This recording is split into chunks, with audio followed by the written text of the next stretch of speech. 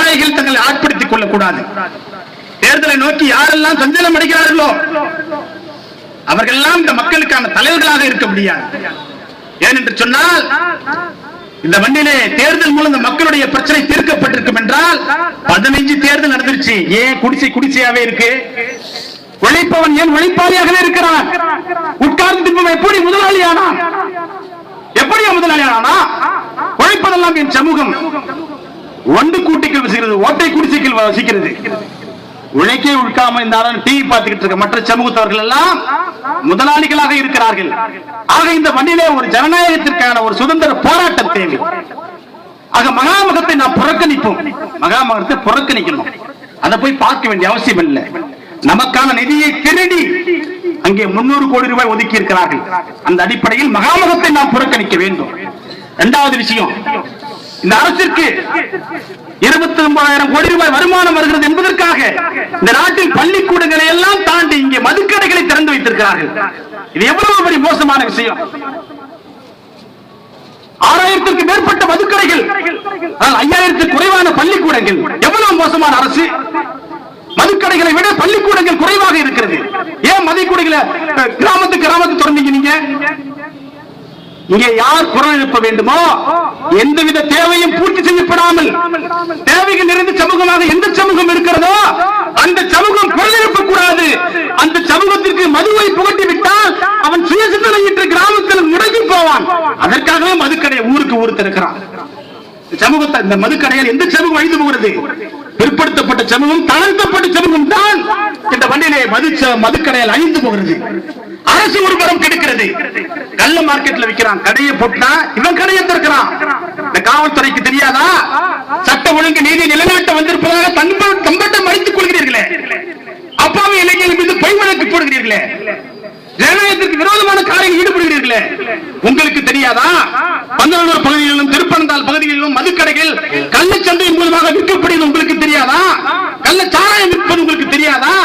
உங்கள் மனசாட்சி சுட்டு சொல்ல வேண்டும். நீங்க எல்லா குற்றச்செயல்களுக்கும் நீங்கள் துணை போயிட்டு இருக்கீங்க. நீங்க நாங்க அதை சுட்டி காட்டினா உங்களுக்கு கோபம் வருது உங்களுக்கு.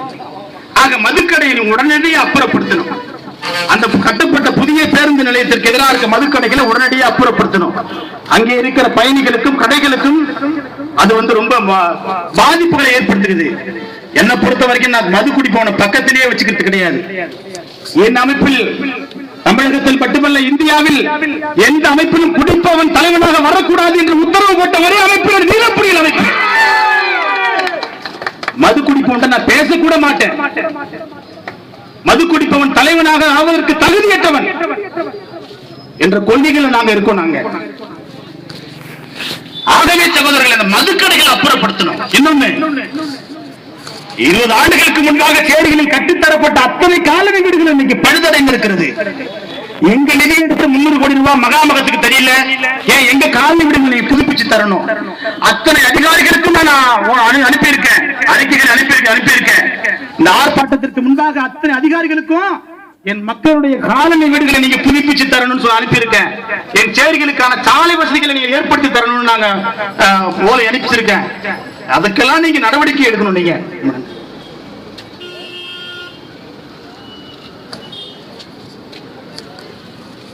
அது மட்டுமல்லாமல் திருப்பனந்தாள் 600 வரை உள்ள சாலை, இது இந்த மக்களுடைய கோரிக்கையா? தாழ்த்தப்பட்ட மக்கள் மட்டும்தான் அந்த சாலையில செல்ல போறாங்களா?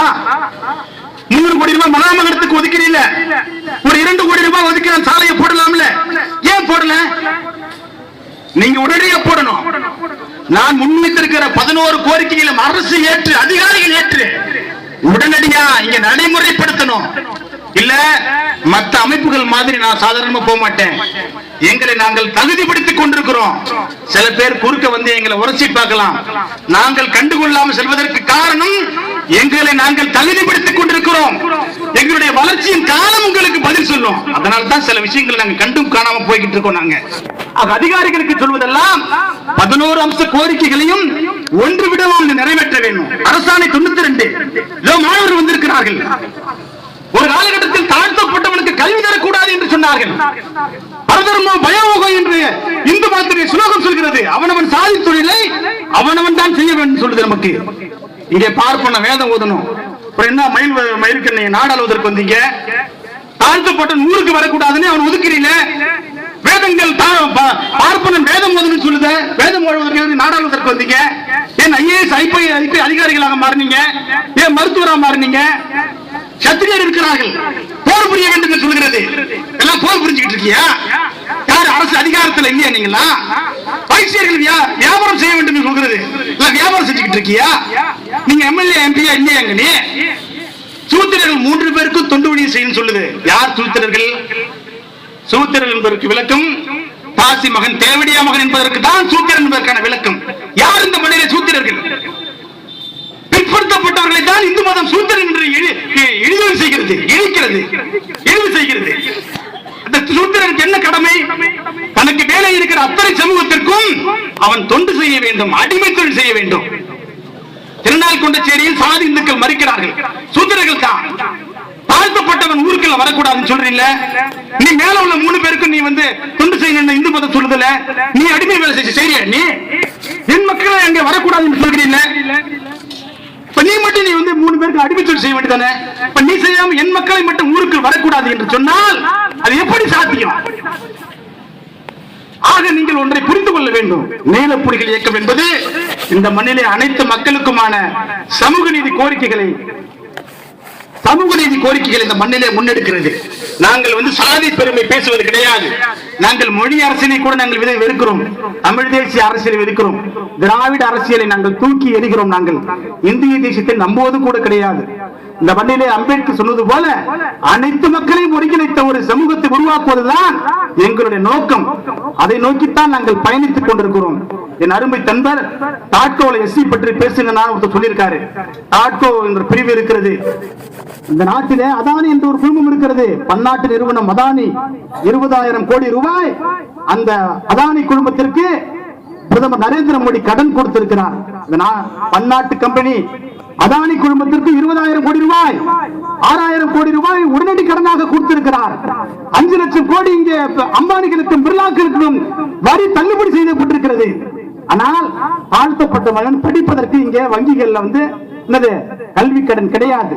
சுயதொழில் தொடங்குவதற்கு இங்கே தாட்கோவல் கேட்டா கூட கிடையாது. யாரு? திமுக, அண்ணா திமுக காரணம் அவங்களுக்கு தான் கொடுக்கிறான். தாட்கோல 2 ஏக்கர் நிலம் தாழ்த்தப்பட்ட தர வேண்டும் என்ற திட்டம் இருக்கிறது. எத்தனை தாழ்த்தப்பட்டவர்கள் 2 ஏக்கர் நிலம் பெற்றார்கள்? எல்லாம் அரசியல் கட்சிகள் கையகப்படுத்தி வைத்திருக்கிறது. ஆக தோழர்களே, இங்கே ஒரு சுதந்திரத்திற்கான போராட்டம் தேவை. நான் சாதி இந்துக்களுக்கு ஒரே ஒரு சொல்லிக்கிறேன், கடைசியா சொல்லிக்கிறேன். உங்களுக்கும் எங்களுக்குமான பிரச்சனை, உங்களுக்கும் எங்களுக்குமான வரலாற்று ரீதியான மோதல் ஒரு யுத்தத்தின் மூலம் தான் தீர்க்கப்படும் எனில் அந்த யுத்தத்தை முன்னெடுக்க நான் தயாராக இருக்கிறேன். நான் சமாதான கொடி காட்டிக்கொண்டே இருக்கிறேன். இந்த பகுதிக்காக பேசுறேன்னு நினைக்காத. இங்க இருக்கிற கூட்டம் எல்லாம் எங்களை நாங்கள் சமூக முன்னேற்றத்திற்காக ஒப்படைத்துக் கொண்ட கூட்டம். நாங்கள் தான் எதிர்காலத்தில் அந்தந்த பகுதிகளில் தலைவர்களாக நிற்போம். அந்தந்த பகுதி மக்களுடைய பிரச்சனைகளை தீர்த்து வைப்போம். அனைத்து மக்களுக்குமான ஒரு இயக்கமாக, அனைத்து மக்களுக்குமான தலைவர்களாக, அனைத்து மக்களுக்குமான ஒரு அமைப்பாக இந்த அமைப்பு செல்ல வேண்டும் என்று நாங்கள் அடித்தளம் பெற்றிருக்கிறோம். அது அப்படி செல்வதும் செல்லாததும் அது உங்களுடைய கையில் தான் இருக்கிறது என்று சொல்லிக்கொண்டு என் மக்களுடைய 11 அம்ச திட்டங்களும் உடனடியாக நிறைவேற்றப்பட வேண்டும்.